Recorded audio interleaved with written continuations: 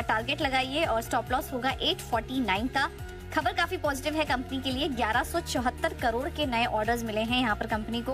Transmission and distribution project से जुड़े ये ऑर्डर हैं। इंडिया और मिडिल ईस्ट एरिया से ये ऑर्डर मिले हैं। तो केसी इंटरनेशनल ऑर्डरिंग के चलते लगातार खबरों में हम देखते हैं ये स्टॉक बना ही रहता है। ऑर्डर बुक भी काफी मजबूत नजर आ रही है। FY26 की जो शुरुआत हुई थी, पहला क्वार्टर भी कंपनी के लिए काफी अच्छा रहा अगर ऑर्डर विजिबिलिटी की बात करेंगे तो यहाँ पर आप नजर रखिए।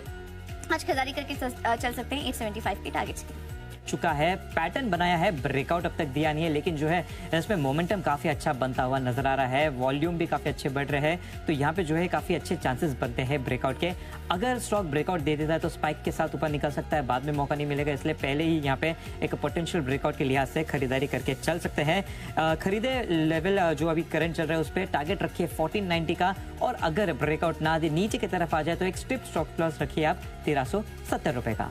स्टॉक जो है पिछले सेशन में जो खरीदारी दिखी उसकी वजह से ऑल टाइम हाई भी छूता हुआ नजर आ रहा है। इतना ऊपर आने के बाद थोड़ा सा 4 सेशन के एक साइडवेज रेंज दिखाया था, वहां से भी ब्रेकआउट दे चुका है, तो काफी तेजी से ऊपर बढ़ता हुआ नजर आ रहा है। थोड़ा सा ओवरबॉट जरूर नजर आ रहा है, लेकिन फिर भी इसमें मोमेंटम कंटिन्यू होता हुआ ही नजर आ रहा है। तो इसमें आप स्टॉक को खरीद के चल सकते हैं। मौजूदा लेवल पे टारगेट रखिए 280 का, स्टॉप लॉस रखिए 262 का। देखें तो 50 DMA जो काफ़ी इंपॉर्टेंट मूविंग एवरेज है स्टॉक के लिए, उसे भी पार कर चुका है। यहाँ पे अगर थोड़ा जूम करके देखें तो जो अगर शॉर्ट टर्म वाइज अगर हम पैटर्न देखें तो वहाँ पे भी कप एंड हैंडल बना था, वहाँ से भी ब्रेकआउट दे चुका है। तो यहाँ पे जो है स्टॉक काफ़ी अट्रैक्टिव नजर आ रहा है। मल्टीपल टाइम फ्रेम पे ब्रेकआउट और DMA लेवल क्रॉस करता हुआ दिख रहा है, तो इसमें आप खरीद के चल सकते हैं। यहाँ पे जो मूव है वो अगले 2-3 सेशन तक आ सकता है, तो थोड़ा सा बड़ा टारगेट के साथ हम चलेंगे। टारगेट प्राइस रखिए यहाँ पे आप 1365 का, और स्टॉप लॉस रखिए 1245 का। मीडियम से लॉन्ग टर्म के लिहाज से आपको इस स्टॉक में नजर रखनी होगी। FY26 तक माना जा रहा है कि इनका जो हॉस्पिटल नेटवर्क की ऑक्यूपेंसी है वो 72% तक जाने का अनुमान है।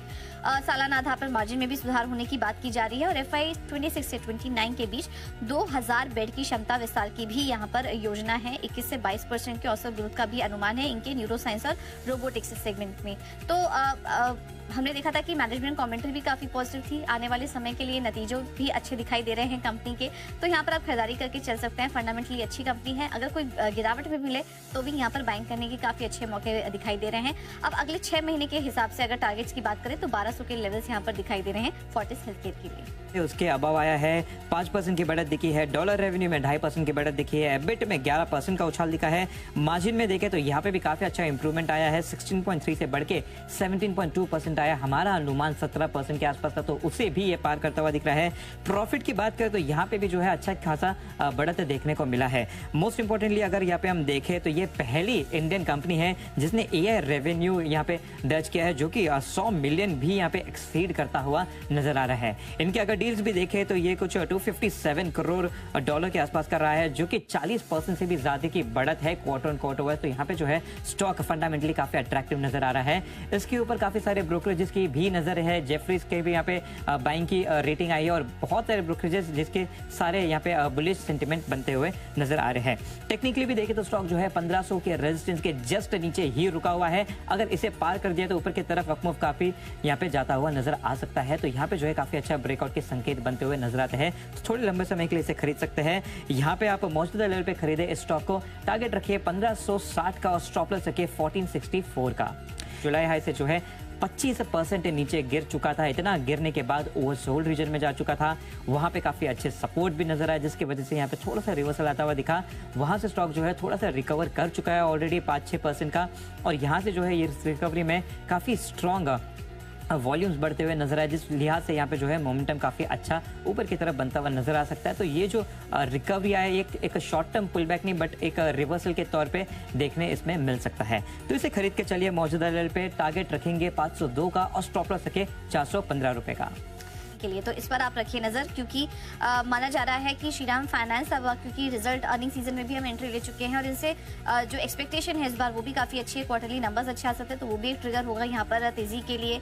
इनका जो कमर्शियल व्हीकल और PV सेगमेंट है वहां से अच्छे प्रदर्शन की उम्मीद है ही GST में कटौती के बाद, तो उधर से भी एक अच्छा सपोर्ट नजर आएगा। और इसके अलावा ग्रीन फाइनेंस वर्टिकल में भी कंपनी अब एंट्री करेगी, जिसमें की company EV renewable energy products को भी फाइनेंस करेगी। तो ये कुछ बड़े ट्रिगर्स हैं यहाँ पर कंपनी के लिए। आगे यहाँ पर ग्रोथ देखने को मिल सकती है, क्योंकि धीरे धीरे अपना पोर्टफोलियो पहले ये pure auto finance CV finance company हुआ करती थी, अब धीरे धीरे अपना पोर्टफोलियो भी डाइवर्सिफाई कर रही है। तो श्रीराम फाइनेंस पे रखी नजर, अगले 1 साल का टारगेट नजर आ रहा है 800 का। % से बढ़ता हुआ दिखा है। यहाँ पे काफी सारे आंकड़े जो सब में ही बढ़त दिखी है, जिस लिहाज से यहाँ पे जो है अच्छा खासा एक्शन आज देखने मिल सकता है। तो मौजूदा लेवल पे स्टॉक को खरीद के चल सकते हैं। टारगेट रखिए 598 का, स्टॉप लॉस रखिए 573 का। हिस्सेदारी खरीदने की योजना है और लगभग 6,500 करोड़ में ये डील हो सकती है, ये सोर्सेज के हवाले से खबर आ रही है। लेकिन उसका रिएक्शन आज दिख सकता है स्टॉक पर। केफिन टेक पर भी रखिए नजर, कल का टॉप गेनर था एफएनओ स्पेस में, तेजी कर सकते हैं आप, लेकिन स्ट्रिक्ट स्टॉप लॉस के साथ यहाँ पर खरीदारी करने की सलाह होगी। आज खबर भी है तो उसके चलते आप खरीदारी कर सकते हैं 1166 के टारगेट के लिए। और आखिर 1655 का, स्टॉप लॉस रखिए 1608 का। दूसरा स्टॉक मैंने यहाँ पे अवंती फीड्स को चुना है। यहाँ पे अगर हम देखें तो 9 सेशन के कंसोलिडेशन से काफी अच्छा ब्रेकआउट दे चुका है, तो यहाँ पे भी अपमूव कंटिन्यू हो सकता है। खरीद के चलिए, टारगेट रखिए 689 का, स्टॉप लॉस रखिए 657 का। तीसरा स्टॉक मैंने यहाँ पे बजाज ऑटो को चुना है। 3 सेशन से इसमें खरीदारी हो रही है, तो वो भी कंटिन्यू होती हुई देख सकती है। तो खरीद के चलिए, टारगेट रखिए 9340 का, स्टॉप लॉस रखिए 8955 का।